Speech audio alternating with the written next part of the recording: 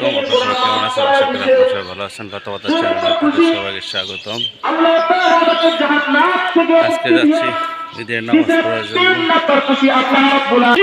ঈদ উদযাপন করব, তাদের জন্য ঈদ শুকরিয়া নামাজ আদায় করব। কিন্তু পক্ষান্তরের বিপরীত যারা রমজান পাইছি, রমজানের রোজা পালন করে নাই, রমজানে ইবাদত গুলা ঠিক মতো করতে পারে নাই, তাদের জন্য আজকে খুশি না, তাদের জন্য আজকে ওয়াইদ, তাদের জন্য দর্শক, তারা নিশ্চিত জাহান্নামী। পয়গম্বর আরবী সাল্লাল্লাহু আলাইহি ওয়াসাল্লাম জুমার দিন খুতবা দিবেন। বুখারী বর্ণনা, এই মিম্বরের উপর আল্লাহর নবী বসতেছেন। মিম্বরের উপর বসার সময় প্রথম সিঁড়ি যখন আল্লাহর নবী উঠছেন, জিবরিল এসে বলে, ও পয়গম্বর, আপনার উম্মতের ভিতরে যারা রমজানকে যথাযথ কাজে লাগাইতে পারে নাই, নিজের গুনাহ মাফ করাতে পারে নাই, রমজানে আল্লাহর রহমত ছিল, রহমত অর্জন করতে পারে নাই, রমজানে আল্লাহর মাগফিরাত ছিল, মুক্তি করাইতে পারে নাই, ও পয়গম্বর, আপনার এই সকল উম্মতের বান্দা আর বান্দিরা ধ্বংস হোক।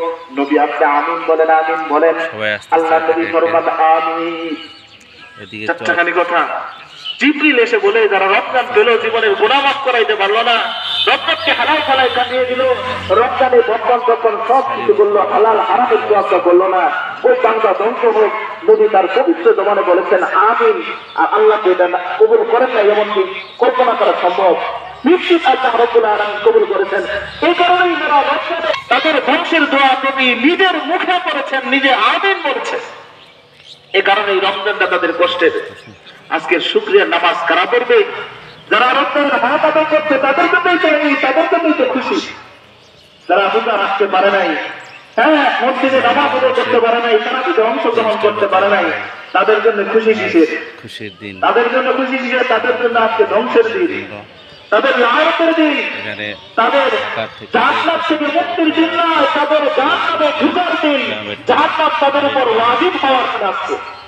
আল্লাহ রাব্বুল আলামিন মুমিনদেরকে পুরস্কৃত করবেন, আর যারা মুনাফিক, ফাসিক, গুনাহগার ছিল, এদেরকেও পুরস্কৃত করবেন। মুমিনরা পুরস্কার, তাদেরকে জাহান্নাম দান করবেন, নাউযুবিল্লাহ। এই কারণেই আমরা আজকে আল্লাহ রাব্বুল আলামিনের কাছে দোয়া করব যে আল্লাহ তাআলা যেন রমজানে যে সকল আমাদের ত্রুটি বিচ্যুতি গুলা হয়েছে, এগুলো মাফ করে আমাদেরকে যেন ক্ষমাশীল বান্দাদের কাতারে আল্লাহ রাব্বুল আলামিন অন্তর্ভুক্ত করেন। যে সকল বান্দা বান্দীরা আল্লাহর ক্ষমা পেয়ে জান্নাতের মালিক হবে, সে সকল জান্নাতি বান্দা বান্দীদের কাতারে আল্লাহ রাব্বুল আলামিন আমাদেরকে অন্তর্ভুক্ত করে দেন। এরপরে ঈদের দিন, এ কারণেই আজকে যেহেতু কোরআন নাজিল করেছেন মানুষদের হেদায়েতের জন্য। আল্লাহ তাআলা কোরআন দিয়েছেন কাদের জন্য? মানুষের হেদায়েতের জন্য। লক্ষণীয় বিষয়, লিন-নাস শব্দ বলেছেন, নাস শব্দের অর্থ মানুষ। আল্লাহ এখানে কোরআন হেদায়েতের কারণ হবে। একজন খ্রিস্টান কোরআন পড়বে, কোরআন বুঝবে, খ্রিস্টানের জন্য কোরআন হেদায়েতের কারণ হবে। একজন ব্যবসায়ী অসৎ উপায় ব্যবসা বেপক শব্দ ব্যবহার করেছেন, হুদান লিন-নাস, মানুষের জন্য হেদায়েত। নেতাও মানুষ, সরকারও মানুষ, সরকারে যারা থাকবে, সরকারি চাকরিজীবী যারা করবে, প্রশাসনে যারা থাকবে, এরাও মানুষ। এরাও যদি কোরআন পড়ে, কোরআন বোঝে, এদের জন্য কোরআনটা হেদায়েতের কারণ হবে। এই সকল মানুষ দ্বারা জনগণ কোনোদিন প্রতারিত হবে না, কারণ কোরআন পড়ে প্রতারণা করার কোনো সুযোগ নাই। তো কোরআন সকলের জন্যই হেদায়েত, গরিবের জন্য হেদায়েত, ধনীর জন্য হেদায়েত, ইহুদের জন্য হেদায়েত, খ্রিস্টানদের জন্য হেদায়েত। যারা বোঝার চেষ্টা করবে, বুঝবে, তাদের জন্য হেদায়েত। শুধু তাই নয়, যারা দুনিয়ার লাইন বোঝার জন্য কোরআন নিয়ে মেহনত করবে, তাদের জন্য হেদায়েতের কারণ হবে। এরপরে আল্লাহ রাব্বুল আলামিন ফরমান, ওয়া বাইয়িনাতিন মিনাল হুদা ওয়াল ফুরকান। যারা রমজান পেয়েছে, রমজানে অসুস্থ, সফরে আছে, তারা অন্যদিন রমজানে এই রোজাগুলি কাজা করে, যে আমি রোজাগুলি ঠিক মতো পড়তে পেরেছি, ফরজ নামাজ জামাতের সাথে আদায় করতে পেরেছি, শব্দমতো দান সদকা করতে পেরেছি।